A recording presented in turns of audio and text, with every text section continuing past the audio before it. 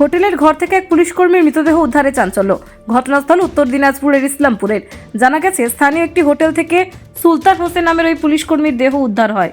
প্রাথমিকভাবে জানা গেছে, সুলতান হোসেন চোপড়ার বিধায়ক হামিদুর রহমানের সিকিউরিটি ছিলেন। ঘটনায় এক মহিলাকে আটক করেছে পুলিশ। ওই মহিলা সুলতানের সঙ্গে ওই হোটেলের ঘরেই ছিলেন বলে পুলিশ সূত্রে খবর। তবে ওই মহিলার সঙ্গে মৃতের কি সম্পর্ক আছে তা স্পষ্টভাবে জানা যায়নি। যেই ঘরে তারা ছিলেন সেই ঘরের বিছানা অবিন্যস্ত ছিল বলে পুলিশ সূত্রে খবর। তবে এই রহস্য মৃত্যুর পেছনে কি কারণ আছে তা জানতে তদন্ত শুরু করেছে পুলিশ। দাদা বলছিলাম কি হয়েছে, কেন আপনি থানায়? অ্যাকচুয়ালি কিছুক্ষণ আগে আমি সুলতানদাকে ফোন করেছিলাম। আমি ভেবেছি ও কলকাতায় আছে, আমি কলকাতায় যেতে পারিনি, একটু এমএলএকে দরকার ছিল বলে চোপড়ার ওকে ফোন করেছিলাম। তখন ফোনটা থানার থেকে তুলে বলে ও মারা গেছে, হসপিটালে আছে। তারপরে আমি আসি, এসে দেখি যে ও একটা হোটেলে ও বোধহয় খাওয়ার খাচ্ছিল, প্রাথমিকভাবে যেটা জানা যাচ্ছে। খাওয়ার খেতে খেতে মাথা ঘুরিয়ে পড়ে যায় এবং হসপিটালে আসে মৃত বলে ঘোষণা করে। সেরকমভাবে এখনো কিছু বোঝা যাচ্ছে না। একজন মহিলা ওনাকে নিয়ে এসেছিল, সেটা ওনার আত্মীয় হতে পারে, এখনো বোঝা যাচ্ছে না। পুলিশ তদন্ত করছে। এটা তো কোথায় কোথায় কোন হোটেলে খাচ্ছিল কিছু জানা গেছে কি? রাজলক্ষ্মী হোটেল থেকে এনেছে বলছে। রাজলক্ষ্মী হোটেল থেকে। ইসলামপুর এই যে কি নাম যিনি মারা গেছে? আমরা তো সুলতানদা বলেই ডাকি।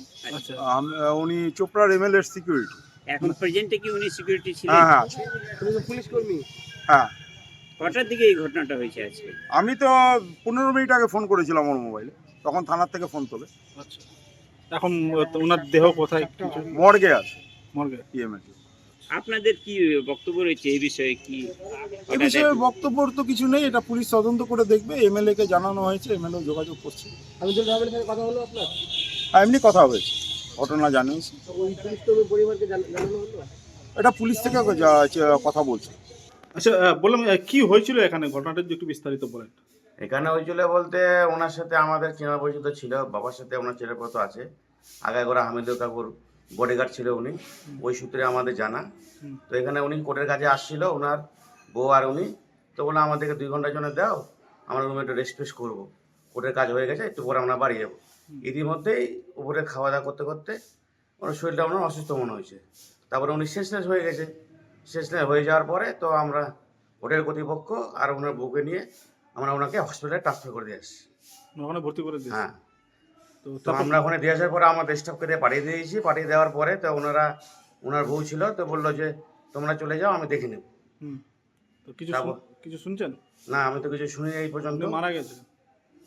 খুবই দুঃখের ঘটনা, সেটা তো আমার জানা ছিল না। কি নাম আপনার?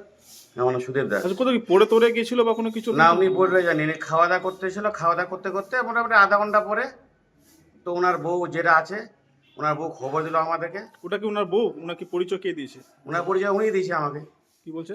যে এটি আমার বউ হয়, আচ্ছা, স্ত্রী হয়।